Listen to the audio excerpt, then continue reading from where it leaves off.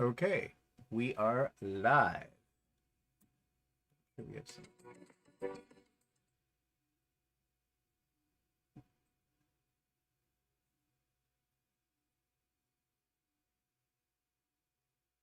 Hello. Oh, we're all by our lonesomes. Wow, it says there's 8. Says 7. So, hello, everybody. Speak to us. Speak to us. Say hello. There's Donna. Hi, Donna. Let's see who else is coming in. Oh, Fidel's here. Yeah. Oh, you remembered Fidel this week.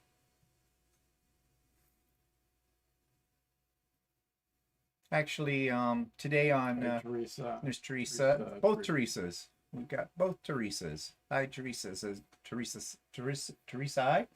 I don't know. What's the plural of Teresa? Teresas? Um, yeah, actually, Fidel, I had a Zoom meeting with my art journaling group today, and a couple of them had been at the retreat, and they were complimenting you on your quilting abilities. They thought that was astounding. Hi, Patsy. Hi, Patsy. Hi, Carol. Hi, Carol.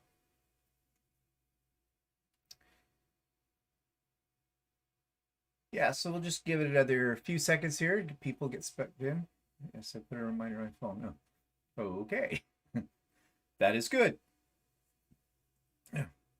Gas. Oh, gas. Doing puppy DR. Duty. Babysitting. Training. Hi, Lisa. New puppy. Oh, training. She had a new puppy. Oh, what kind of puppy do you have, Teresa? Well, yeah, that's right. You were going to get a puppy, Yeah. and then that fell through, and I guess you got a new one. So you got one then. That's nice. You have to share a picture of your puppy. Hi, Sandra. Hi, Anita. Hi, Anita. Hi, Sandra. Anita, you made it today. Yay. Okay. Well, I guess we'll get started. People are joining us as we get going here. So, why don't we talk about my mother? We never do. I don't know. Nothing really new there. You know, I talked last week about the wheelchair thing. Well, I don't know how often they've been able to get her into the wheelchair over this past week, but I talked to her on Tuesday and she didn't, and I knew they had put her in the wheelchair on Monday because they gave me a call. The physiotherapist called me to let me know that they had her up and put her in the chair, but I don't know how long she was in the chair for, but she decided she was going to be sick. And so they put her back to bed with that. And I haven't heard anything more. In fact, when I talked to my mother on Tuesday, and I said to her, well, I hear they've got you up in that chair and everything. She says, no. And it was like she didn't know what I was talking about. So I don't know if mentally she didn't really know what I was talking about or whether she is pulling a stunt on me. I have no idea. But I said to Pillar, I guess, who's the nurse that looks after the most, and I hear from the most. I said, I think it's psychological. I said, every time you put her into something, try to help her out, do something for her, she immediately says she's going to be sick. It's like a reflex action, you know, like Pavlov's She wants dogs. to be sick and wants to go to bed. Yeah, she's going to be sick and she wants to go to bed. And so they put her to bed. So I don't think this wheelchair thing is going to work out at all for her. But I kind of told the physiotherapist that this was what's going on. So I'm debating whether or not I should speak to the nurse practitioner. Her name is Anita. And say, you know, I mean, I don't know what they can do for my mother. She definitely has a psychological problem. Yeah. And now it's manifesting itself into a trained response. They try to do something for her that she doesn't want to do. She says she's going to be sick and wants to go back to bed. It just automatically comes out of her now. So I don't know. I mean, what can they do for that? I mean, it's not like, you know, if she was 40 years younger, they might recommend a therapist or something that she could go to and talk about her problems, but I don't think they do that with someone who's 81 years old and in a nursing home. I don't know. Um, let's see who's come in that we haven't said hello to. Teresa says she's got a Bichon Frise and a Jack Russell mix. Whoa, That we had friends that had Bichon Frises. they're so cute. And They're so but fluffy. I know both of them are kind of And Jack Russells are they're kind of Hyper. energetic. yeah. You may be coming down off the walls with that one, Teresa. Nisa might have to work today. Oh, okay. And Jeannie's here. Hi, Jeannie. Hi, Marlene. Hope we didn't miss anybody. I don't think we did. So, anyways, that's the situation with my mother. But new situation has opened up. I think I told you last week that somebody got in who'd been taken out of the nursing home for a bit for I don't know when, but came back in, tested positive for COVID, so they had them isolated. Well, now there are 2 cases of COVID on my mother's floor. Supposedly everybody's okay. They've got these people all quarantined away, but they also have a patient that came in from a hospital, a new resident, and this resident had scabies. And I had to look up scabies. I'd heard of them before, but apparently they're what? They're a parasite? Yeah, they're kind of like a bug or a parasite or something that gets under the skin and it causes the skin to go all funny. And itchy and everything like that. And apparently they're very contagious too. Yeah. People can catch them. Well, I know you can get them from like sexual contact and stuff like that. Yeah, well, But, oh gee, what do they have? An orgies there? No. But I mean, I don't. It's like it's sort of like. In other words, it's got to be skin to skin contact. Skin lice, or it's sort of like lice or something like that, where you when somebody contacts somebody else, it jumps. Well, anyways, they contacted me to ask for my permission to basically cover my mother in some kind of a medicated cream from head to toe.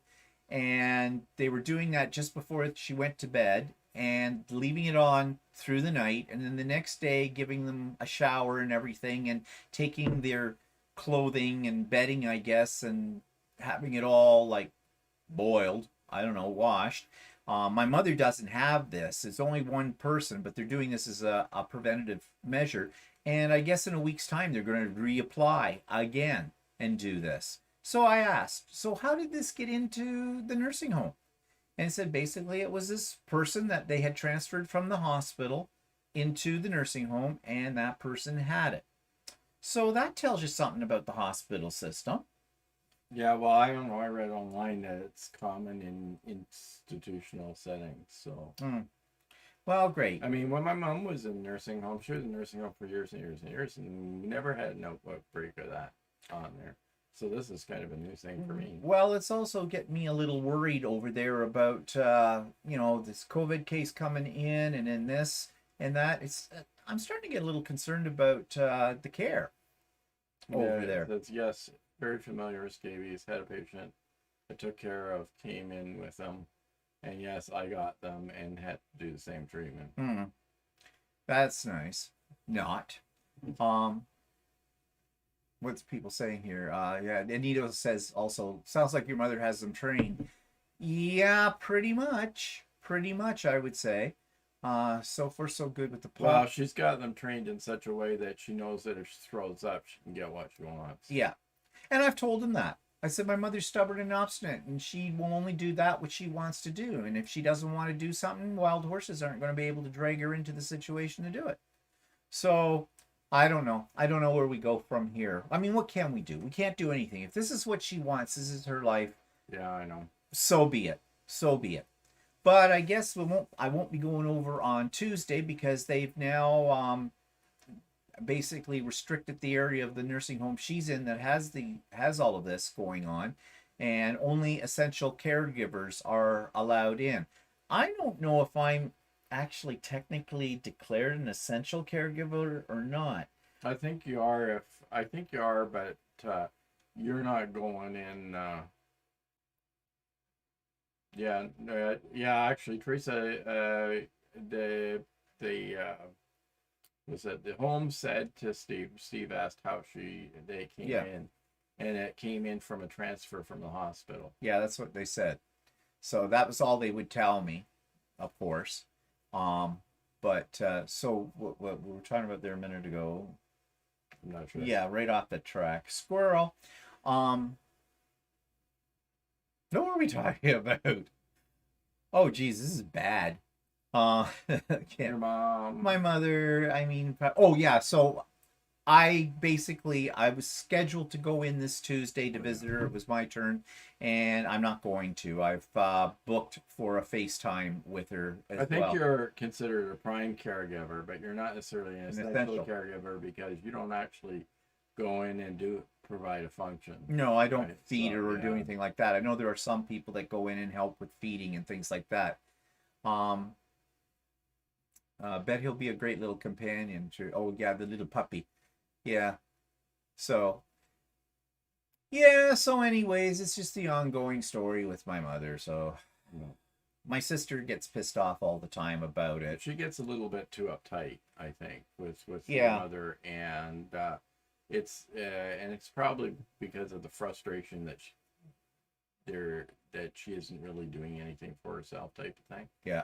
And I know from my mom, my sister used to get really uptight about the nursing home and my mom doing stuff. And I said, you're not going to be able to change what's going on. It just don't get so uptight about it. I know, but it's difficult. But well, actually, my sister doesn't want to go in and visit her anyways. Yeah, Teresa says, yeah, now at least the Ontario government has finally said Yeah. that everybody has to get their shots. Yeah. Well, everybody in the healthcare. Yeah. And well, that. Well, in long, not everybody in healthcare, everybody in long-term care. Oh, in long term. Well, what was the date they set? November 15th? Yeah. I guess they have to give them enough time to get their first shot. Yeah, and then their second shot. I guess, yeah. But again, I still think this should have been done a long time ago. Yeah, it should have been mandatory a long time ago.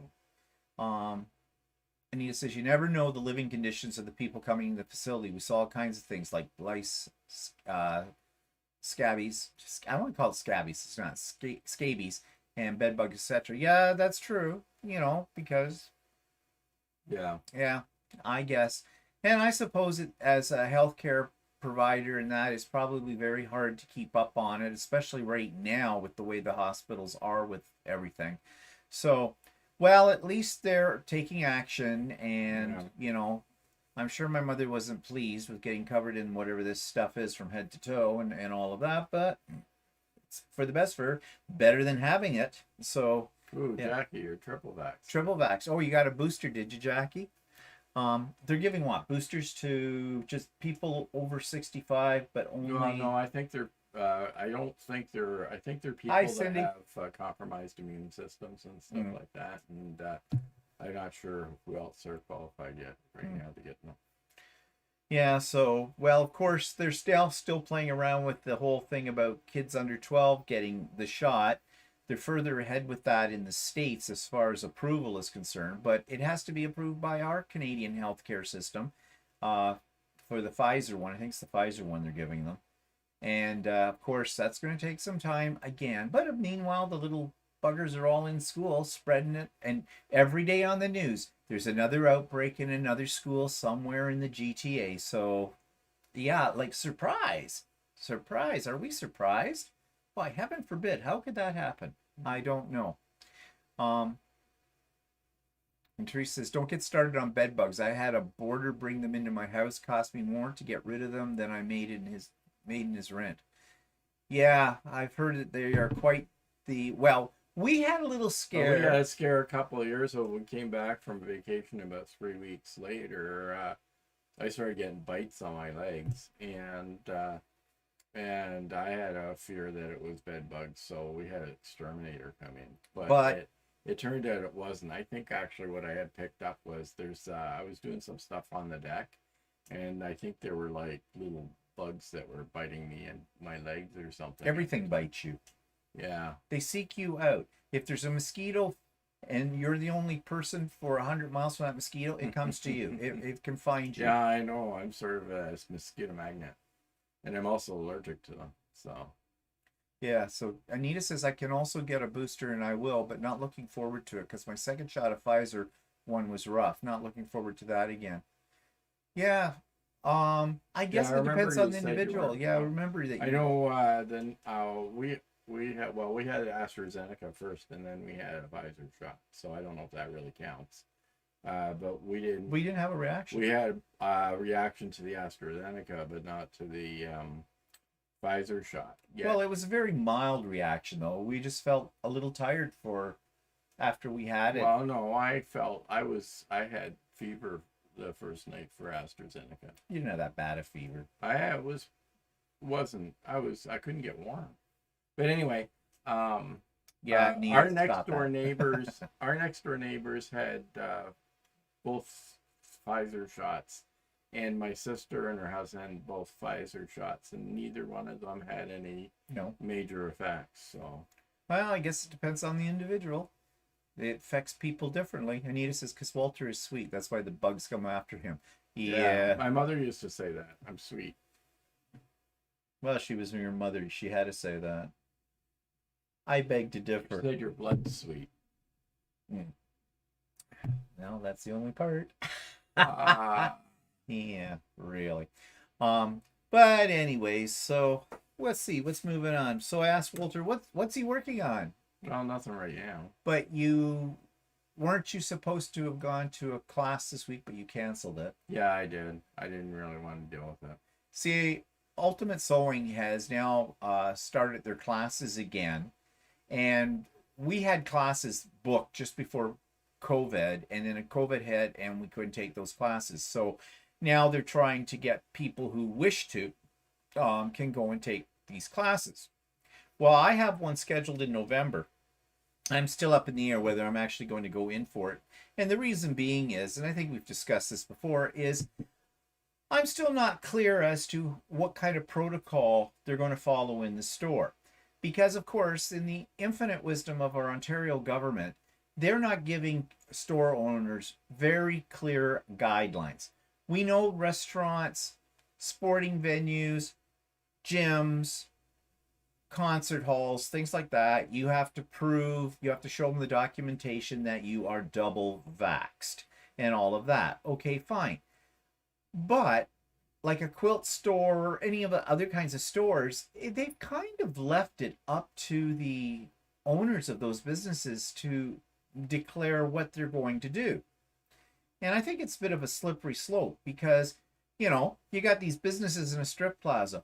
One of them's letting in people with just masks, don't have to show that you're double vaxxed or whatever. Other ones are holding you back at the door and say, prove you're double vaxxed, then you can come in for it all. Well, that puts people at odds. This one's doing it this way, this one's doing it that way. It should be a standard thing. But of course, our government is, as since the beginning of all this, have shown absolutely no leadership or direction or consistency in anything that they say.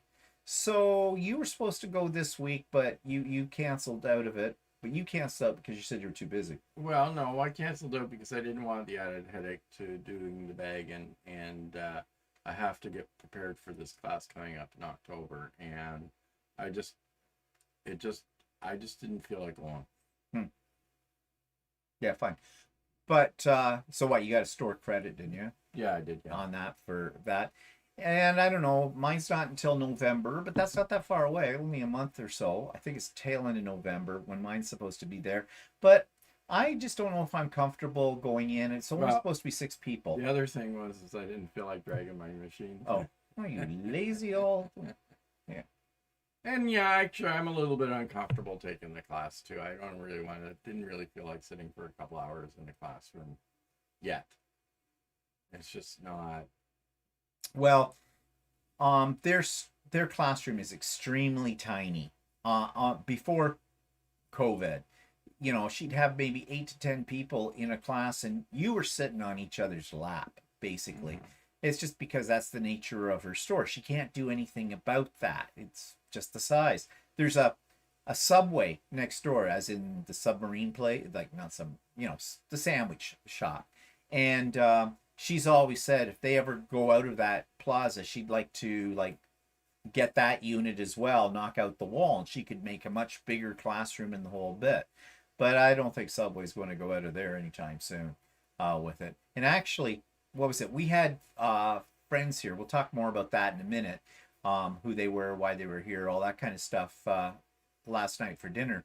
But they were saying they had been into the store and they said all you can smell is Subway in there, and that's true.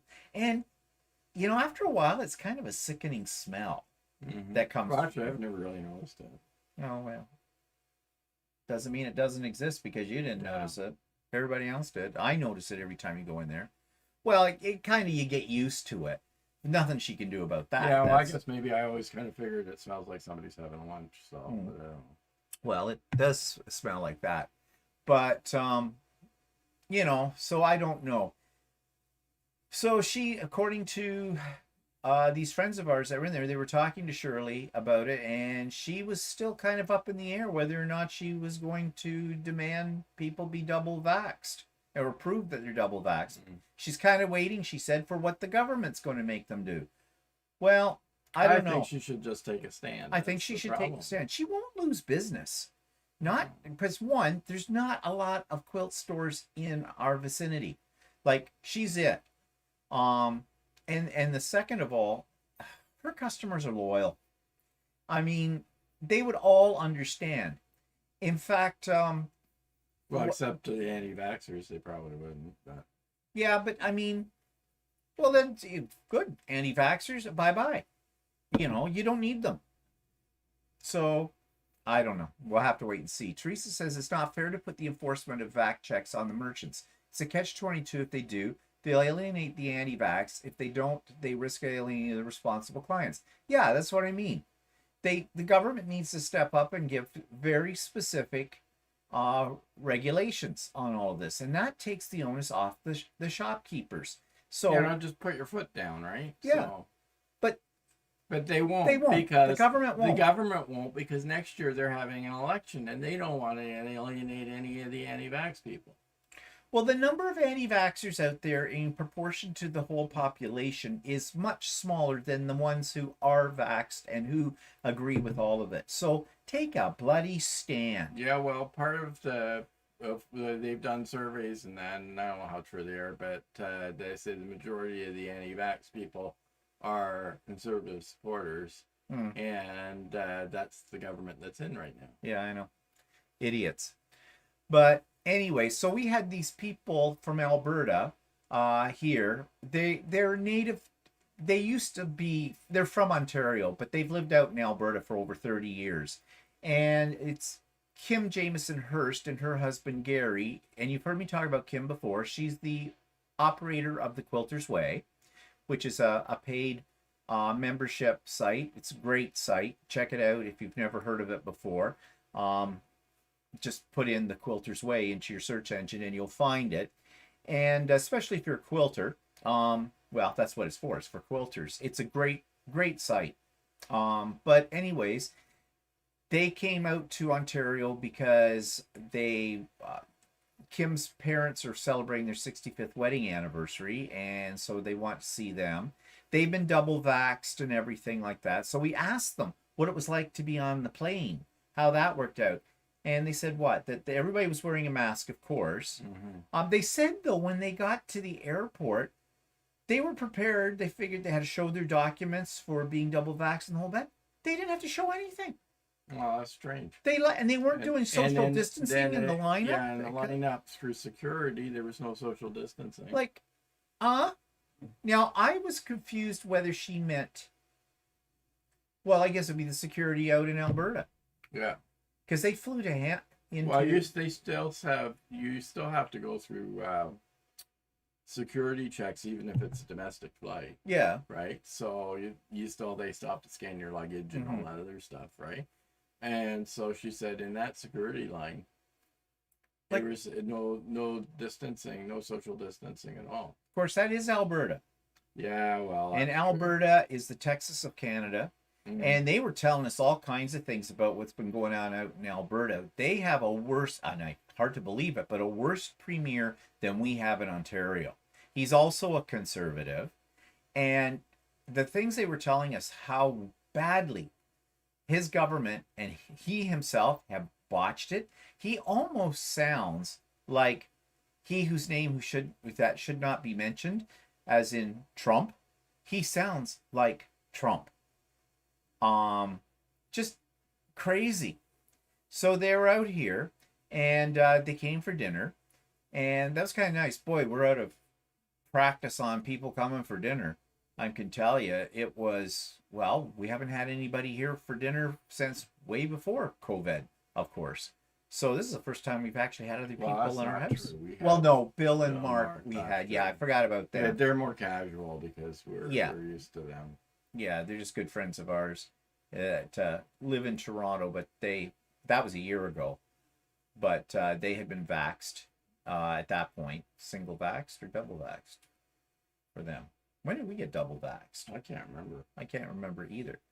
But no, they weren't vaxxed last year when we were, Yeah. because they hadn't had the vax, but they were keeping to themselves. So Yeah, and they were tested and everything. and we so- were at that time having a very low case rate for. Yeah.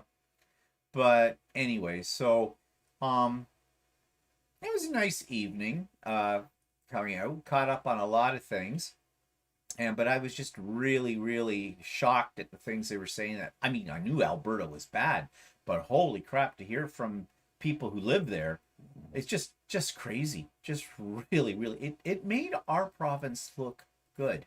Yeah, and well, they have a lot of problems with people in Alberta not wanting to wear masks and things like that in stores. And whereas in Ontario, well, at least our area anyway, we haven't really experienced too many people not complying. No, Though you get a lot of people, I've noticed lately, that don't seem to want to wear it over their nose. no, I know. Which I don't see, that defeats the whole purpose of wearing a mask. Yeah. Right. So. Yeah, I don't know. It's just crazy. But I did, anyways. What I was going to say about Kim and Gary, they were the ones that told us they had gone into Ultimate Sewing and were talking to Shirley because Kim was supposed to do a presentation on Sunday. Now the store is not usually open on a Sunday, but Kim was going to open up special for Kim's presentation. No, Kim was opening special. Shirley was opening. Yes, special. what I said. No, you said Kim was opening special. No, I said Shirley. You said Kim. No, I thought Shirley. So you're supposed to read my mind. So I don't believe you about anything. Okay, fine. Fact checker. Yeah, whatever. So Shirley was opening the store on the Sunday for Kim to give her presentation, which I think it was a fairly informal presentation about using the Continental M7 because she's an ambassador for Janome as well, and she was going to talk about how to use it for quilting and stuff like that. But unbeknown to her, when she checked the website out, if you wanted to go to this thing, it said you had to pay $20. And Kim said, we never discussed a fee for it. And she says, and I'm not being paid for it. She says, I told Shirley, this is just a freebie. I'm here in the area, and doing it. Now, I think one of the reasons Kim also wanted to do it was because she also wanted to promote the Quilter's Way, which is fine. Because a lot of her clientele right now come from the States and from out in West. So, here, this gave her an opportunity to, let people in Ontario know about it as well. So anyways, I guess they canceled it because they had only about 1 or 2 people signed up for it, and they canceled it because of COVID. And the other thing about the $20 that Shirley was charging for it, she was going to give that back to them. The only reason she had it on her website that it was $20 is because to get a commitment from people, because she was opening her store on a Sunday when she doesn't normally do that. And you know what people are like. If something is free, they go, oh, yeah, I'm going to go to it. And then they don't show up because something better came along or life happened or something like that. And believe me, I know what that's all about from the very first retreat that I ran. And it is very annoying, So if people have to pay $20 and they don't know, she wasn't telling them that she was going to refund the money when they showed up to it, then they have a serious commitment. Well, it didn't run anyways because people weren't signing up from it because, they're afraid of being in a small space. And it is a small space, as I've already said, with COVID and everything. So, yeah, I get that. But anyways, so they're here, I think, until 15th of October. They were going off to the east of us to the Prince Edward County, they call it. There's a lot of wineries in that area and whatnot. And I think they're going for 3 days, which is about 2.5 days too much. But we kind of told them that. I guess they never really had been before. So, I mean, it's interesting, but it's one of those things that's more of a day trip kind of a deal, not a 3-day trip. So, I don't know. But, and it's not like Niagara on the Lake, where the wineries are all pretty close together. Yeah. They're more spread out in that and they're not area. as They're not as they're good. not as nice. They're not as nice. No. It's something they started doing a few years ago, and it's caught on, but and their wines aren't as good in our opinion. I mean, some of the wines are fine and well, whatnot, but and yeah, the ones that cost an arm and leg. Yeah, true. Yeah, they're not cheap. So B&D says, we have a Subway in our post office. It smells vile and you want out as soon as you can. We have the same problem with Jolly Boris. Oh yeah, and his not supporting businesses and flip-flopping. Yeah, I know.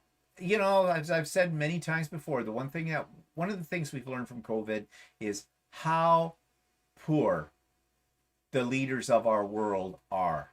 They really can't be relied upon at any level, in anywhere, in any country, with possibly the exception of New Zealand. That woman's got balls. Their premier out there. You know, she's good. She's good. Sanders says federal government is responsible for airports. Yes. And so Trudeau, well, okay, they put in all those things in place. So obviously nobody is checking up on them for all of this. And that's a worry. Yeah, Teresa, okay, fine. Support Walter. Whatever. I don't want to hear. Yeah, I don't know. Well, funny, you don't hear me at times. Yeah, well, only when you want to. Hearing, yeah, right. Good God. Yeah, it's a shame she canceled it, but it wasn't like a big event. As I said, it's like I wasn't going because I've already know what Kim was going to say because she's been over this same material on for us that are members of the Quilters Way. So, you know. And plus, I mean, they're only allowing, I think, 10 people. 10 people at a time. At a time for it. And, I mean, I'd be taking up somebody's spot who may have really wanted it. So that's why I wasn't going. So that was fine. But anyways, I mean, she wasn't really all that disappointed about it or anything. So it worked out okay. So what have I been working on? Well, we've got Juicy Lucey. I don't know how many people have seen So Chatty, but we did a whole discussion about what we've learned in a week's time. It seems like we've had Lucey for a while longer, but it's only been just over a week. And so I did my first quilt on Juicy. I did it as a pantograph. Pantograph is a long scroll of paper that fits on the back of the machine, and you have a laser light that you use to trace around the lines, and as you're doing that, you're moving the needle at the front of the machine because there's handlebars at the back, and it does your quilting from edge to edge. It's really cool. So I thought I'd show you a picture of what it looks like. So I'm just going to switch over here, so bear with me for a second. Screen. Oh, okay. Got to do this. And then I got to do this. And there it is. So this is my Halloween quilt. And I'm hoping we have sound. Let me check here, make sure. Screen. Yes, we do. Screen. Yep, we've got sound. Okay, good. I'll just scroll down to see your Yeti and see make sure it's... Yeah, yeah. Oh yeah, there it is. Yeah, okay, right. We're fine. So here it is. It is a panel, the center part of it, and then I added all the other things to this. Actually, the whole thing was a pattern as well that I bought. But the fabrics that I used were ones basically I had in my stash. I didn't use the ones that the pattern called for, but I like these fabrics better. But what I want to point out to you is the quilting, and I can blow this up for you. So there's the quilting. Now that's done with this pantograph. So basically, it comes out pretty much close to perfect. It's not going to be absolutely perfect because it's impossible to keep the laser light exactly on the lines. But they design pantographs for that. What they do is they make enough space between them so that you're not crossing over lines. And I think it turned out pretty good. But I'll show you what I mean about not staying in the line. Yeah. Because Walter decided he'd give it a go. And I wasn't doing too good at the beginning. This is Walter's right here. Just a little jaggy in there. Well, I noticed you didn't move it up quite right. Oh, aren't you just so wonderful you picked that out? I was waiting to say when it, yes, I didn't. I got lost and I didn't move it exactly where it was supposed to go. Isn't it nice you can pick that out? But what I really want people to focus on is this mess that you made of my quilt. This bloody, god-awful mess. Can't stay even close to the line, let alone I was really. a little shaky. Oh, a little shaky old man. Yeah, really. Give me a break. Anyways, I was happy with the way it turned out, and so I guess the next move is I have a Christmas quilt. That next week I'm debating whether I'm going to do the Christmas quilt as free motion of some sort, or if I do it using a pantograph. The reason I'm debating is because, well, there's two reasons. I did a applique in the center of the quilt, an embroidered applique. So if I was to use a pantograph, I'd either have to stop when I got near that embroidered applique and then skip over, but then on the back of the quilt, you're going to notice sort of a blank spot. It's not a huge applique. It's only about this big around. It's only maybe 5 inches or something like that. Mm-hmm. I could just quilt right over the top of it. And I think that would be okay, depending on the design that I pick, because these designs tend to be fairly wide, as you saw on that one, and it might skip the majority of that applique on its own. It will get into part of it, but it wouldn't be like solid. So I don't know. If I do free motion on it, well, then I can work around the applique. So I don't know yet what I want to do. But it's a gift. That's the thing. I made this for my hairdresser, and she's picky. She doesn't know anything about quilting. But it was funny. I had started this quilt, and she was talking about quilts and how she had seen a really lovely quilt years ago in a place called St. Jacobs, which is Mennonite country here in Ontario. And of course, Mennonites are like the Amish. They're famous for quilting and stuff like that. And she was in a store and saw one that she really loved. Actually, the way she was describing it sounded like an old lady quilt. It had scalloped edges and stuff, and I go, not my cup of tea, but whatever. But she said at the time, though, it was like $900, and she couldn't afford $900 to buy like a quilt, right? She realized that, yes, quilts are expensive. There's a lot of work in them. She wasn't one of those kind of people that think you should be able to pick up a quilt for like $100 or something, like a bedspread.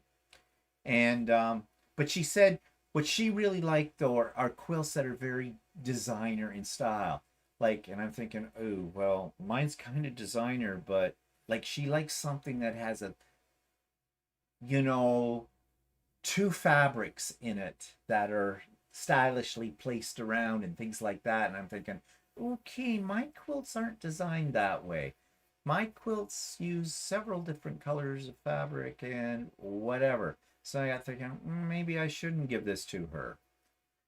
But then again, I'm sure she'd be appreciative that she got a quilt, because when I got my haircut this week, she was talking again.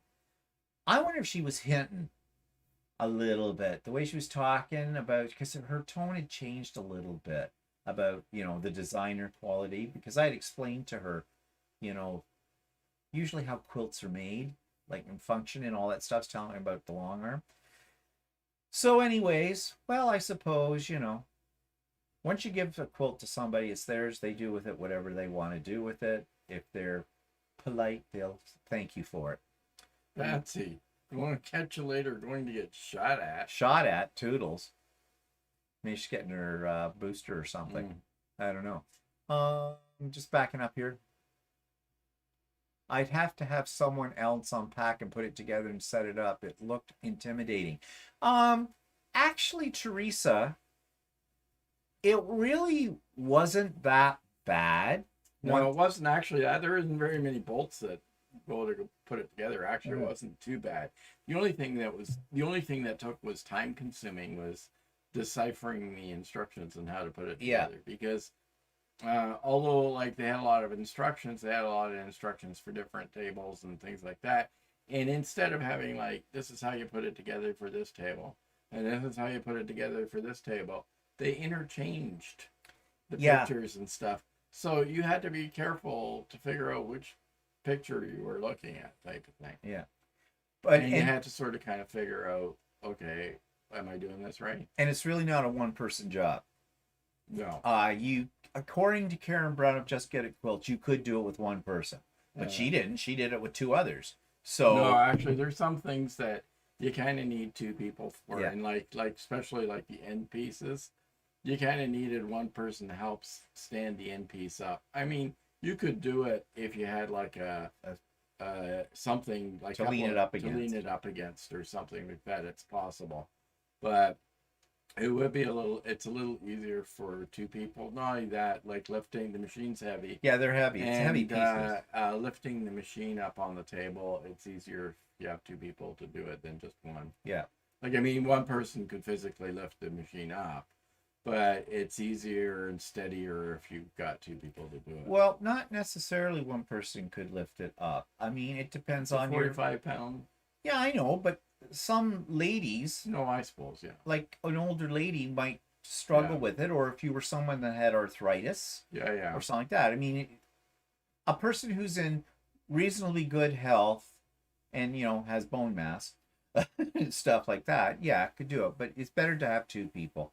And we'll insulate our walls. That's what we'll Insulate our walls. It just says what you'll be able to make quilts faster. What will you do with them all? Yeah. We hang them around all the edges of the walls. We'll have more insulation. Well, what am I doing with them now? I think on my last count, pretty much about 30 things in various sizes in that. I'm gonna start giving them away. I'm gonna start with my nephew and my niece for Christmas this year. I haven't decided whether or not I'm going to let them pick which ones they want, or I'm just going to gift them something. I'll check with their mother and see, what colors. I think Sarah likes purple. I'm going to have to look for a quilt. I do have a quilt with a lot of purple in it, I think.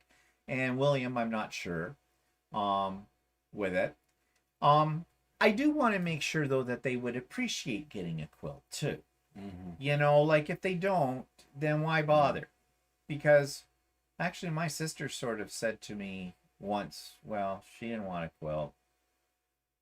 Something about her decor, I don't know. Whatever. So we'll see.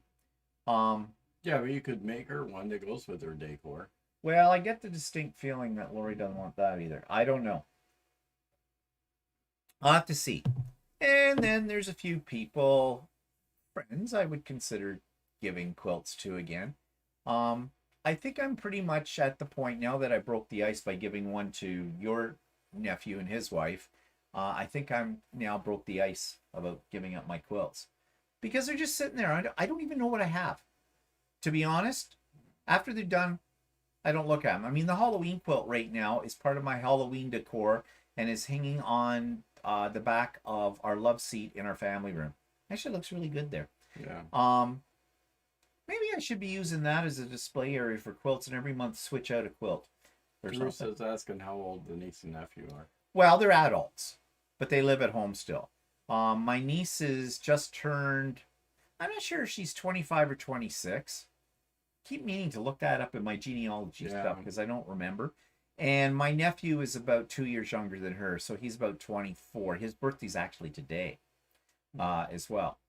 So yeah, my niece and nephew are. a lot my older. niece is 40, And my nephew's 42, I guess. 43, actually. God, that makes us feel old. Because I remember when I met you, Kenny was what, 7 years old? Yeah. And Karen was only about what, 3 or 4? Well, Kenny might have been younger than 7. she would have been 4. She's 3 years younger than Kenny? Yeah. I mean, okay, when I met you was 1983. Kenny was born in 1978, so he was 5. Oh, so he's 5. So Karen It would have been 3. would have been 3. Yeah, geez. So, Teresa says, anyone who pays their own heat appreciates quilts. I gave them one and they went to college. Yeah, that's true. Just backing up here. Oh, hi, Andy.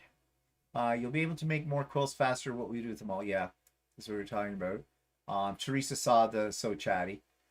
I don't think he'd sell them. No, I'm not interested in selling them. And other people have said that to me as well. But here's the thing. When you sell something that you have made, people, if they're going to, first of all, will they give you what it's worth?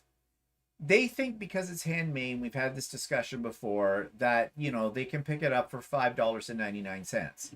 When they find, and I wouldn't even know what price to put on them, but if I figured out how much the fabric costs me, then I have to figure out the time. But if I went just by what the fabric cost me, on the average quilt that I have made, the fabric and the materials for it probably ranges anywhere from a couple of $100 to $300 for like a queen size quilt or whatever. Then there's my time and all of that. So let's say if you want to sell them, you want to make a little bit of money back with it as well. So let's say I put a $500 price tag on it. I know for sure people would balk at that price. Well, check out the prices on Etsy. Some are up to $50,000. Yeah, well mine aren't worth $50,000. They may be putting $50,000, but is anybody actually buying them? Well, it's also their art quilts as well, Yeah. which are more elaborate. And if a name goes with it, there are people in the art quilting community who are big names. Yeah. It's like buying a piece of a painting or something like that, or a photograph. If the person has got a name out there, then they can charge more because you're paying for the name with that. Andy says, Jeannie gives her grandsons quilts when they go to college. See, I don't have anybody going to college anymore. They're all grown up, with the exception of maybe my youngest nephew out west, but that's my brother's kid, and we don't see them. And shipping a quilt out west costs a lot of money. Do you have a large picture window at the front of your house? You could hang them up to display to the neighborhood. No, we actually don't. Our house has 2 small windows on either side of a fireplace. That's at the front. Yeah. He does hang up ones on the door outside, yeah. But they're not quilts. They're banners, or they're the size of a table runner kind of a thing. I've got 2 out there right now. You can see them on the. This week's Idiot Quilter, I did some pictures of my Halloween decor in the house and on the doors, and it has 2 Halloween banners that I made a year ago hanging there. Actually, I like the idea, though, that I think of it now, of swapping out a quilt every month onto that love seat upstairs. Also because nobody sits on that love seat. Yeah, so that's one way. I do have a whole pile of them on the guest bedroom bed. If we ever had anybody that need to stay overnight, it's going to take me half a day to get them off the bed on that. Or they sleep under them. Boy, they would be warm. Talk about people who like weighted blankets. Yeah, you'd like that. Hey, squash yourself with all of those. I used to, when I was a kid, my mother had all these really heavy wool blankets, and I'd sleep under about 3 or 4 of them. I can't stand anything. They were really heavy. I used to always like that. But anyways, I don't know. We'll figure it out, I'm sure, at some point in time. So what else? Oh, so I wanted to share this with you, going back to COVID and the nursing home. I had said in my vlog this week, I had talked, I think, a little bit about, about that situation where the COVID came into my mother's nursing home because someone had taken a loved one out for a little excursion or something, and then they came back positive. So obviously they exposed them somewhere along the way, whatever that was. Not even sure about the timeline. I get the feeling though that this, because I asked this question when I was asking about the scabies and everything, and I said yes. And you had someone come in. I says, how did that happen? She says, well, we didn't know until they'd been out. It didn't just happen like they were out for an hour and came back and got it. And apparently they were out on the patio that they had them taken out, and they had some. Now she didn't say, because she wouldn't tell me. Like, I didn't press because I know she can't really say too much there about it. I'm just wondering if grandchildren came over and visited, you know, kind of a thing or something like that. Hard to say. So I got this, and I mentioned this about caregivers and, you know, doing their job, and it's a hard job, but, you know, the ones who don't want to get vaxxed, which I don't understand, you know, and everything like that. So this person wrote a comment, and she said, I disagree. I'm not going to get a vaccine. Do not tell me to get a different job. I'm a great caregiver. You definitely would be wishing it if, you know, okay, this person had a real problem with the English language in writing it, and I'm reading exactly as this person has written it. You definitely would be witching if I were to go on welfare. I have worked throughout the whole pandemic. A lot of people would not and collected the extra money on unemployment. I'm trying to work, which a lot of people will not. Sorry, but this is a very sad situation. Okay, I think what she's saying is she's not getting the vaccine. Don't tell her to get a different job because she's an excellent caregiver. And I would be so lucky to have her. If she quit her job and had to go on welfare, I would be missing her services, kind of thing. I love how I have to translate English. She says she's worked through the whole pandemic. A lot of people would not and collected extra money on unemployment. So she's saying a lot of people, I guess what she's inferring is simply just left their job and collected welfare. They, instead of, you know, doing their job, kind of a deal during this crisis. She says, I'm trying to work, which a lot of people will not. Okay, so I guess what she's saying is, you know, I can't afford to lose my job. I do the best I can. I work really hard. I'm a great caregiver. Okay, but she did start off by saying, I disagree. I'm not going to get a vaccine. So I wrote back to her, I'm sorry, but if you do not agree with getting a vaccine, then you're not a great caregiver. In fact, you are responsible for the spread of this disease. I have much respect for the frontline workers, but I do not have respect for people who are just ignorant and do not believe in the science, which is based on many years of research. In my opinion, you are not the kind of person that is helping because of your beliefs. Your beliefs are just wrong, and you're killing people with that attitude.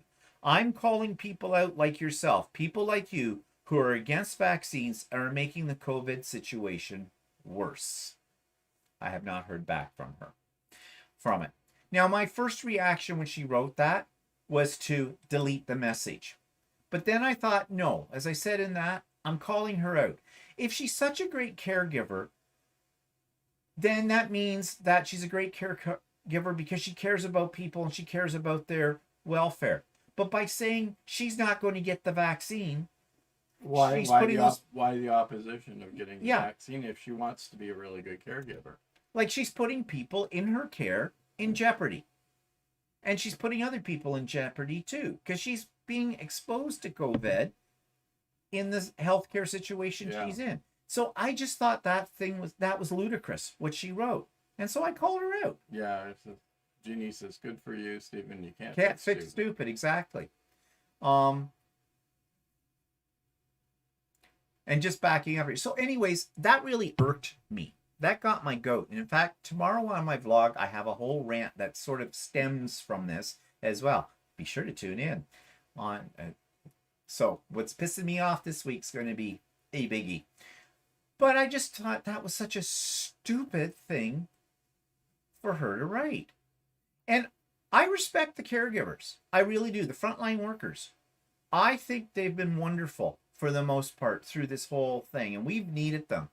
But to turn around and say you won't get vax, and they see people die from this disease.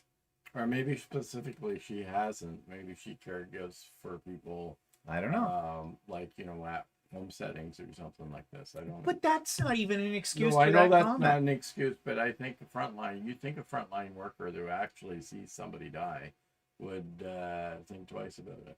Well, yeah. Like, those are people we depend upon because they understand the science. So I don't know. It's just, it blew my mind right then. Like I said, my first reaction was delete the comment, but then I thought, no, my channel, I'm going to call her out on this one. Yes, she does sound ignorant, Jackie, very ignorant, which again questions, where do you work? Like, how'd you get the job? So I don't know. Of course, some people call themselves frontline workers and caregivers who are not really. It's just like the ones that call themselves teachers. I was just going to say, really, teachers. They're not. They're teachers' aides. No. You're not a teacher. You don't have a degree in this. You haven't spent years studying the craft of teaching, curriculum development, education levels, all the things that go into that. And the worst part is they turn around and they will say to people, and we know more than a teacher. No, you don't. No, that's like, a lab technician saying they know more than doctors. No, you have your specialization. Doesn't mean you know more than a doctor. Whatever. Nurses take a pledge, Anita says. Doctors take an oath. You put your personal feelings on things aside. You do your job for the good of people. I say let them go. Yeah, that's what I say too, Anita, as well. And Anita also says, however, when you go into healthcare, it's your duty not to spread the disease. Yeah. And you want to know something? I have a bone to pick with teachers who are anti-vaxxers as well. Because like a healthcare giver, they're responsible for the well-being of the kids that they are teaching. Yeah, their job is to teach them the curriculum, but there's so much more to teaching than just the curriculum. You're there to give guidance to those kids. You're there to show by example.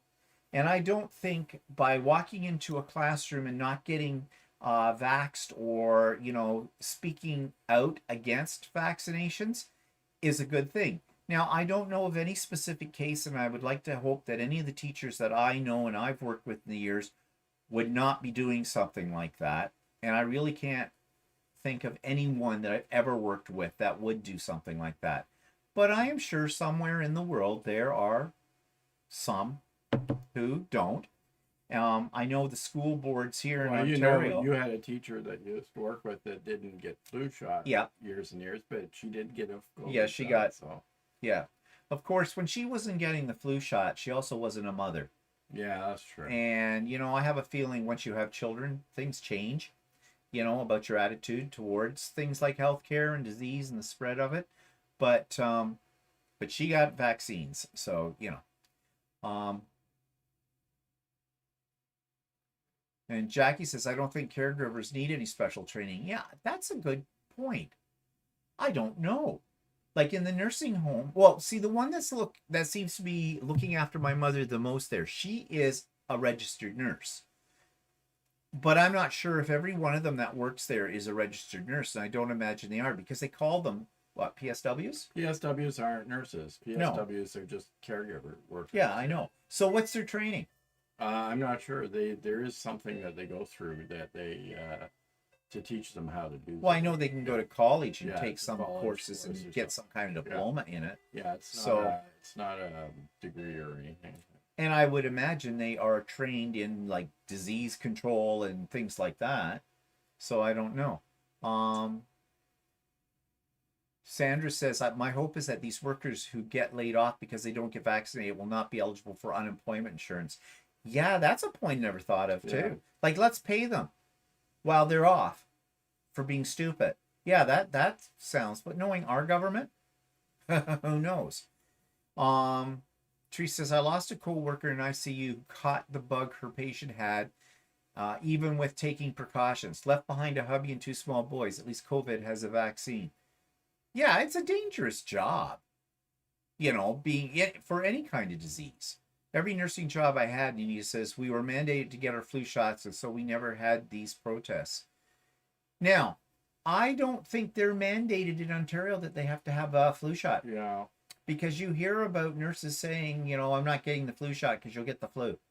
Which, that one boggles my mind because that's basic grade 9 I'm biology. not sure. I don't know exactly about that. I know that nursing homes sometimes have a hard time getting their staff to get flu shots, which I never could understand either. So, the nursing homes could make things easier for their employees too. They could have a pop-up clinic within the nursing home for their employees. Okay, you're coming into work today. Great. We're scheduling you for a shot. If you don't want to take the shot when you come into work, don't come into work. But make it easy for them. Like, they're doing that in Toronto now. They're going around in TTC buses and having pop-up ones into areas where people, they work all the time, and basically they're people who come from the lower social economic communities there, right? So why couldn't they do that in the nursing homes?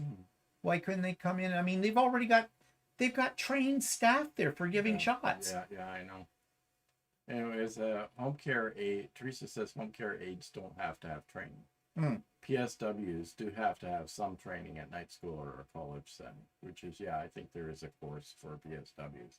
I don't know how extensive it is. Yeah. And Wendy says the nurses in New York don't want the vacancies. Vaccine. I think it's a autocorrect. Oh, okay. Nurses in New York don't want the. But why? Why don't they want it? There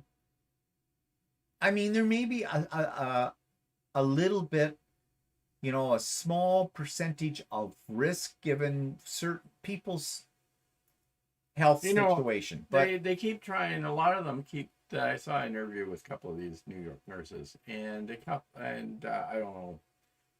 One of the ones was a neonatal nurse or something. She didn't want to take the vaccine because it wasn't a proven vaccine. Right. Millions and millions of people across the world have taken the vaccine. Well, it is a proven vaccine. So yeah, they've done the tests. But then they're going, well, they think it's not tested enough. So well, they don't. It hasn't been tested long enough, but they can't do that. We have to wait for down the road for years and years. Yeah, but then that's the case with pretty much any vaccine that you get, right? So, but I think the odds are in your favor. I got a vaccine last year or the other year for shingles, right? And I had a bad side effect from it, but I assumed that it was tested well enough for me to get the shot. So. Yeah, well, Teresa says it's riskier to cross the road than to take the vaccine. Yeah, which is true. Teresa also says, I have a sister-in-law who is a PSW. She's great at her job in the community, but I get my knickers in a knot when she tells me how to do medical things. I'm the ICU RN. Yeah, well, that's the same thing when I've run into teachers' aides who tell me how to do my job. Well, they only tell me once. Because I have had it out with them. And I make no bones about it. I have said to them, okay, I have a degree in this, in my subject area. I went to teachers college. I've learned about curriculum. I have a master's degree in education as well. Can you show me your degrees? No, you can't. So thank you for your help. It's needed, but know your place. My place is to be the chief designer of the curriculum and the chief implementer of this curriculum. I am mandated by the law, by the Ministry of Education, to do that. You are not.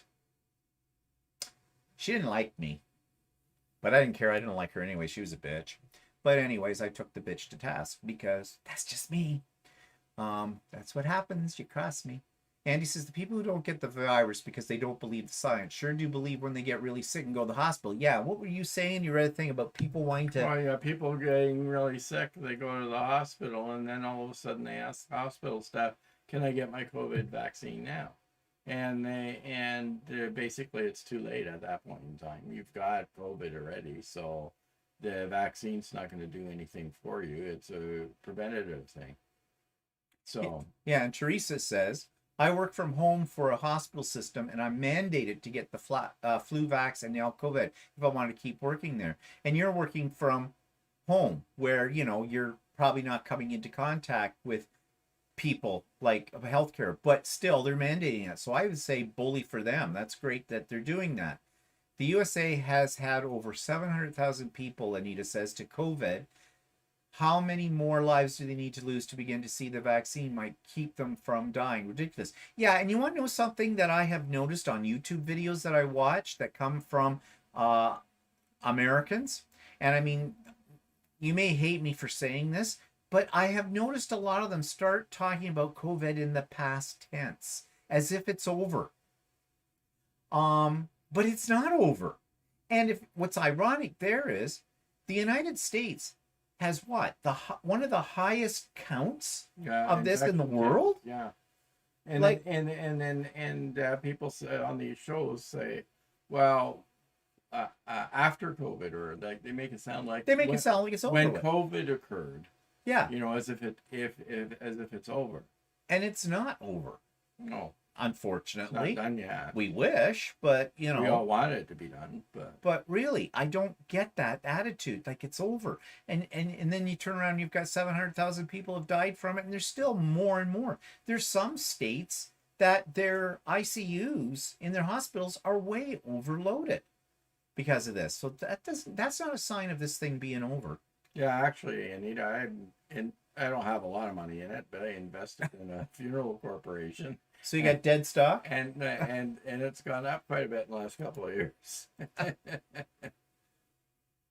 Well, anyways, you know, if you think about it too hard, you just go into depression and despair. So, there was something else I was going to show you. Now, this is very weird. It's a 3D print. See if you can guess what this is. It's big. Thank you. Turn it around here so you can get a look at it. Guesses? Hi, Judith. Any guesses what this might be? Little door down there. Go ahead. Give it a guess. And if you get it right, I'm going to tell you what that says about you. Anybody? Tower of Babel. No, it's not. It is a tower.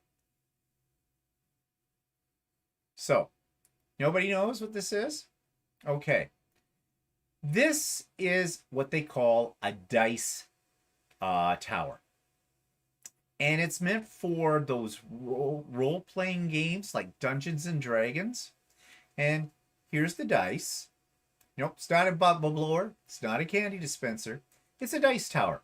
So I guess the dice, I'm having a hard time showing them. They're really weird shapes. And I guess there's quite a few. I don't know how to play Dungeons and Dragons. I have no idea how it works. I just know that people are wizards and witches and things in it and the whole bit. But this is to make it fairer so somebody can't cheat, I guess, to make the dice throw very, very random. And so what you do is you stick the dice, oops, not like that.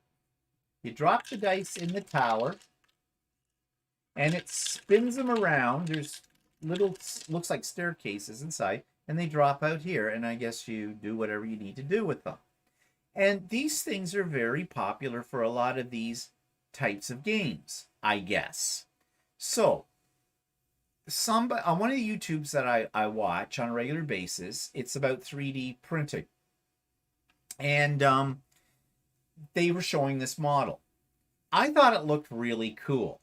But it was a new company that's got a Kickstarter or something. They're trying to get money so they can make a lot of these type of things. But they're very well engineered. When I printed that out, it printed out perfect. Now, I printed it out in 4 parts. There's the base part was 1 part, this top part and this part, those are 2 parts that went together, and then this big part in the middle. This big part in the middle took 3 full days to print without a glitch. It printed so well. So I was kind of impressed. I mean, I'll have to keep my eyes. I'm on their mailing list now.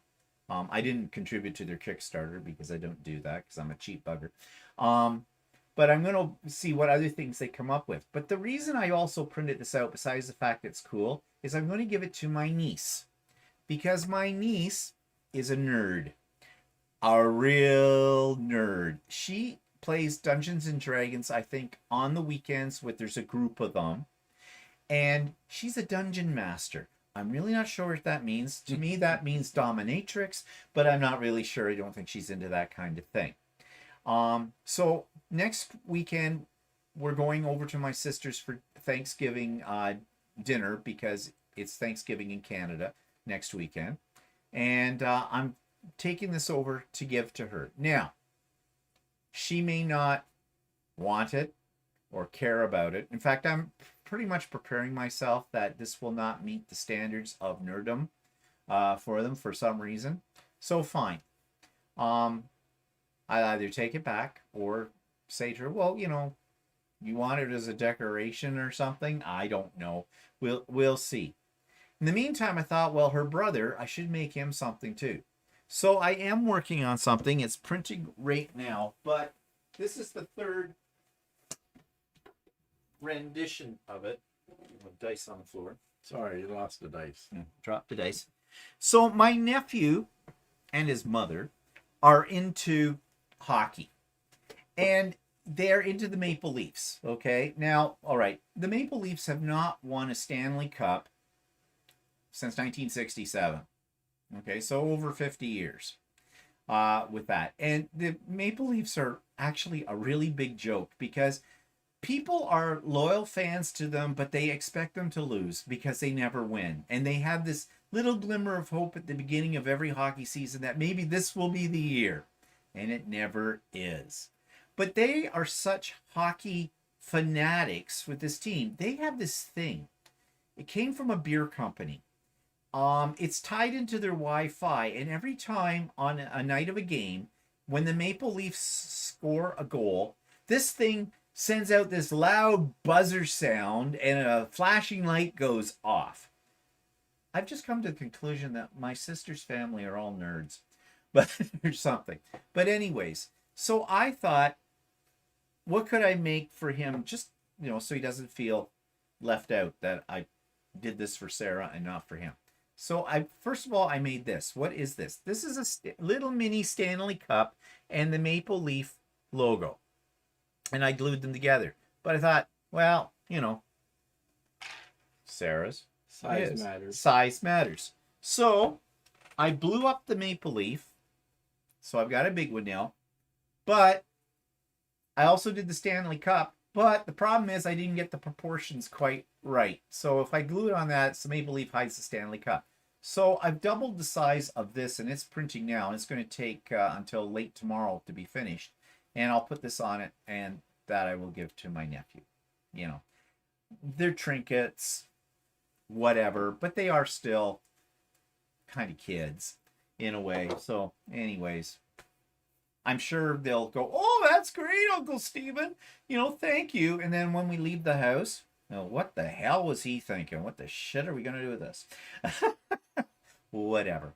So, Teresa says she tried Dungeons and Dragons and that was too restrictive time-wise for her. Oh, yeah. I have no idea. I've never played it and have no desire to.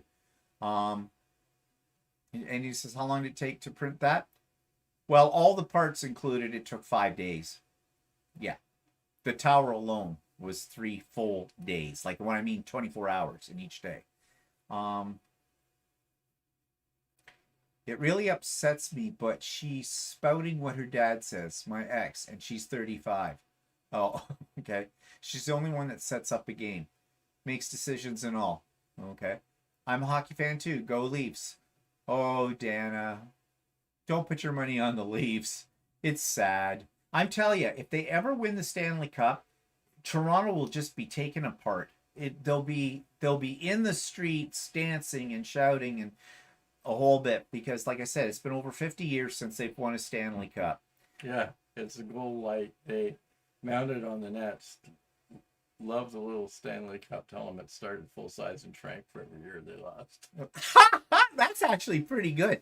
I didn't think of putting these two together and making another plaque on the other side or adding something to this that said Toronto Maple Leafs, losers, or something like not this year or whatever. But I like your suggestion. Yeah. I think that'll be funny. In fact, I think I will do that. Maybe I'll make another maple leaf that'll fit on the smaller one here and say, okay, it's diminishing returns or something about that. Yeah, that's pretty good. I like that. Thanks for the idea. I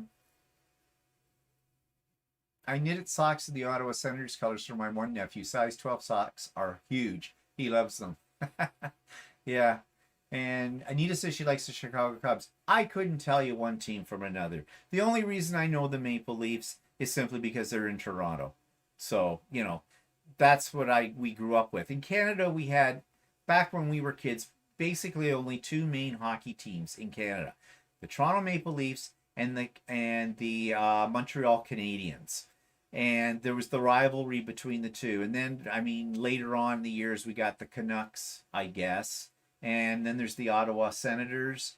And there's probably one out in BC. I don't know what they call them or whatever. But that's my knowledge of hockey. Believe it or not, I played hockey one winter when I was 10, I think. My father was trying to get me involved in all kinds of sports. He put me into baseball one summer. Yeah, I played way out of field. In fact, so far outfield, I was in the next field over because I couldn't catch a ball worth, anything. And on top of it all, I couldn't throw one. I could hit, but I could never. Well, but that was the thing that surprised them because I was such a lousy catcher and thrower. But when I got up to bat, I could hit. And that they used to all move in. Oh, that's a great feeling when you're a kid. When the opposing team okay, move in for it all. And then you drive it down the thing. And I could run. But I was used to running because I usually ran home from school every day because bullies were chasing me and trying to beat me up. So, I learned how to run very, very fast on that. And then my father decided, well, baseball was a lost cause. Let's try a winter sport. Okay, so they give me for Christmas one year. I think there's a picture somewhere I have of me standing there wearing a Maple Leaf jersey. And I've got shoulder pads on and knee pads on, and the whole bit. And I got new skates. Now, I did learn how to skate before I got into hockey. But here was my problem. I didn't know how to stop. Yeah, I always had that problem. I never learned. My way of stopping was either to grab a person near you or hit the boards. That was it. I never learned. And I couldn't skate backwards either. So those are two skills that you really need to play hockey with. So I'm in this hockey team. And I did score a goal once. Actually, it was almost a goal. Because what happened was, suddenly I discover I've got the puck. And there's nobody around me. And I've got a straight line down to the goal. So I skated my little heart out down to that goal. Remember, I'm 10 years old, okay? And not a good skater. And there's another guy on the same team as me. And he decides to skate right along next to me. And he wasn't that great a skater either. And he got too close. Our blades got connected, locked. We hit the ice. We fell down. And so the puck went one way. But we did score because we both ended up in the net with the goalie on top of us. That was the end of my hockey career. I hated hockey. I didn't mind baseball so much because I understood how that worked, but I hated hockey. So I think that was when my father gave up and decided, yeah. I was a good bowler, though. I was on a league for bowling for many, many years, both as a teenager and as an adult. I'm damn good bowler. I haven't bowled in years. Got my own shoes. Yep.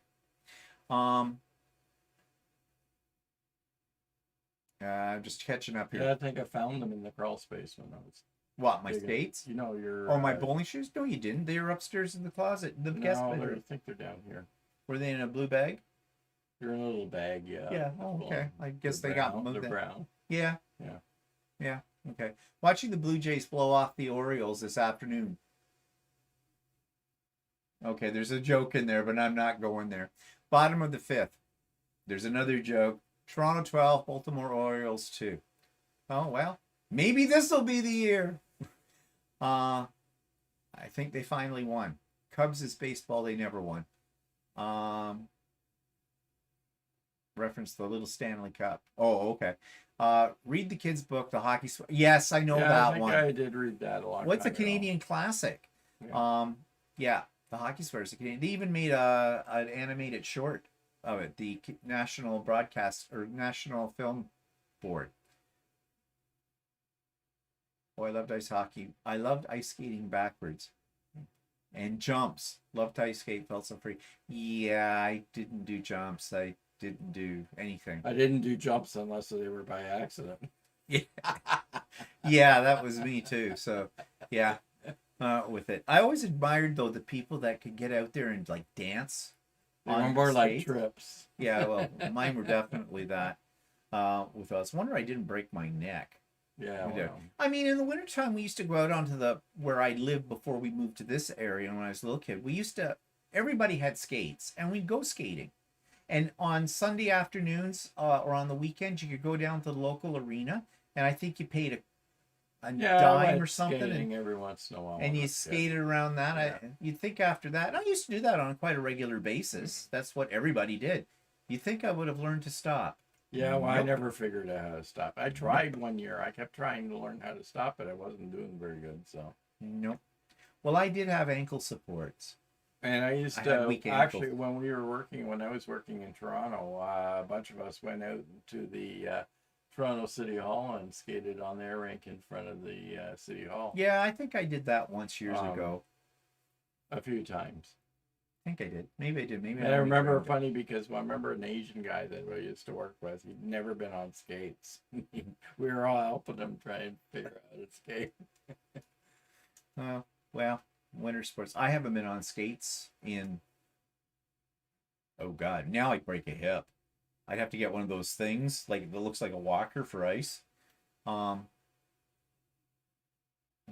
I couldn't roller skate, and he says with a darn, but I took to ice skates. Oh geez, I went for when I was younger. I went when roller rinks were in popular.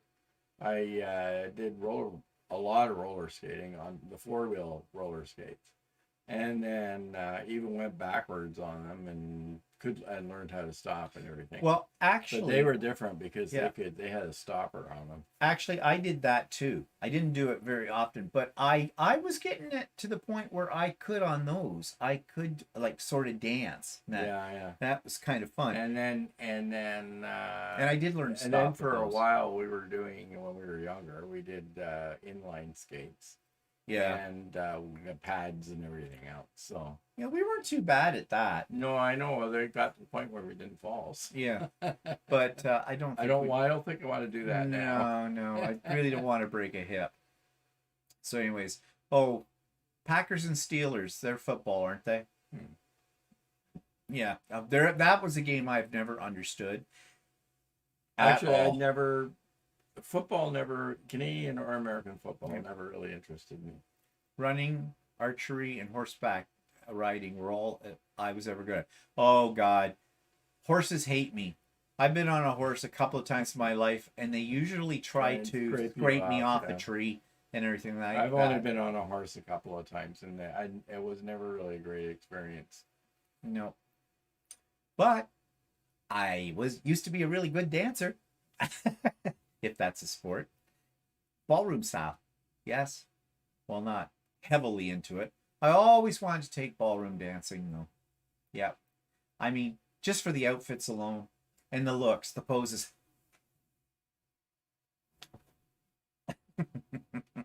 And the hairdos. Yeah. Which reminds me, I haven't seen on anything the ball. I don't suppose they're having them right now because of COVID. The big competitions for ballroom dancing. Oh yeah, I guess so. I love watching those. And now it's the foxtrot. All over the place. Oh, well. Anyways, any sarcastic quips, but that's not a sport, and usually no one ever got it.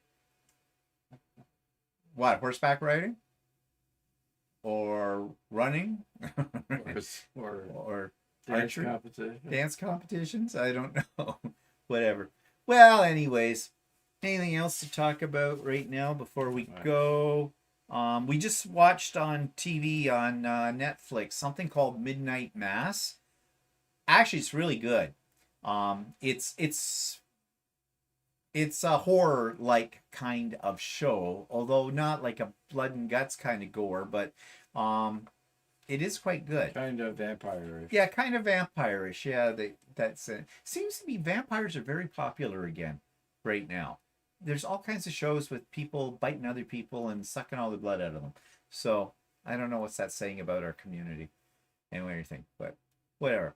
Okay, so I think that's it. Now, just a reminder, this coming Wednesday is the first Wednesday in October of the month. That means it's craft and chat time. So those of you that can join me at 1 p.m. Eastern Standard Time until about 4 p.m., but you can come and go as you please. Work on whatever you want to work on, quilting, sewing, knitting, crocheting, paper crafting, making a man, whatever you're working on is fine. And so join us then. It's always inspiring and fun. So that's this coming Wednesday, and I have the link for it in the show notes below. There's also a link for the latest issue of the Idiot Quilter. I call it Waiting for Lucey, because as you know, we call her Juicy Lucy. And So Chatty is all about Juicy Lucy, what we learned in a week's time about it. We take you on a little tour of some of its features. And we have some things planned down the road when we get a little bit more comfortable with Juicy Lucy, like talking about pantographs and some free motion and some other things too about them. So if you're interested in that kind of thing, it's there for you. So let's just follow up here on some final comments. I need to talk Keith into Netflix. I think I would enjoy it. Yeah, actually, it's good. I think it's worth the money. It's not that expensive. I think, well, it went up for us. It went to $16.99 a month Canadian. I think in the States it's a little cheaper. Fidel says, I'll try to make it. Okay, I hope you do, Fidel. And yeah, so, okay, everybody, that's time for today. Thanks for joining us. Enjoy the rest of your day. And it sounds like everybody's engrossed with some kind of sporting things on TV. Well, whatever floats your boat. So, see everybody next week. So, say goodbye, Walter. Goodbye, Walter. Bye, all. Bye.